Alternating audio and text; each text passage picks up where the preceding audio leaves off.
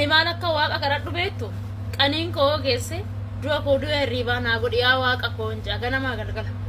yaa rabbi na rakkistee nama fuullee nan dhaabin hin jaa keessattuu uummata keenya kana fuullee nan dhaabin yaa rabbi koo eenyuma fuullee iyyuu nan dhaabin qaniinti yoo geesse du'a koo du'a hirriibaa naa godhi hin jaa maaliifuu eenyutu du'an oolu waan ta'eef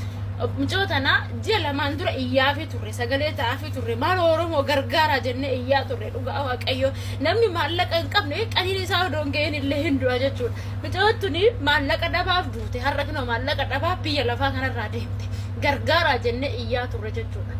Maallaqa dhabaaf duute dhukkubni ishee dhukkuba kaansarii dhiigaati. Kaansarii dhiigaa immoo namni hin fayya yaallame taanaan yaalii gaarii argate taanaan hin fayya namoota baay'ee fayyaa ture waan ta'eef. Garuu waa'ee micayyootanaa artistoota baay'eetti illee himee jira nama abbaa kanaan jiru nabe malee har'a kunoo duutee irti isin obbaafatte itti deemte irti bakka deebiin qabne hiikkatte rabbiti ishii hiike dhugaa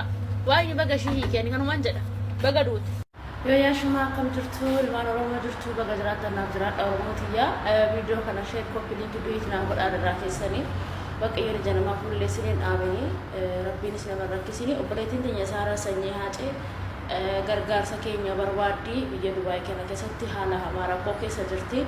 Kanaafuu namni maallaqa qabu maallaqa namni maallaqa hin qabne immoo akka amantaa keessaniitiin waaqayyo kadhachuudhaaniif guyyaa boruu akka Itoophiyaa galgala sa'aatii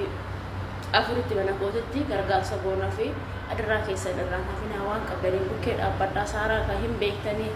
kaleessa nama kamiisa bashii gargaaraa turte namoota rakkataniif sagalee ta'aa turte har'a immoo isheen kunoo rakkattee ija keenya fuullee dhaabbatteetti ijoon tun qaatuma bo'aa turte sooshaal miidiyaa har'a tundi keessa nu quba qabdanii kanaafuu irraan hafinaayii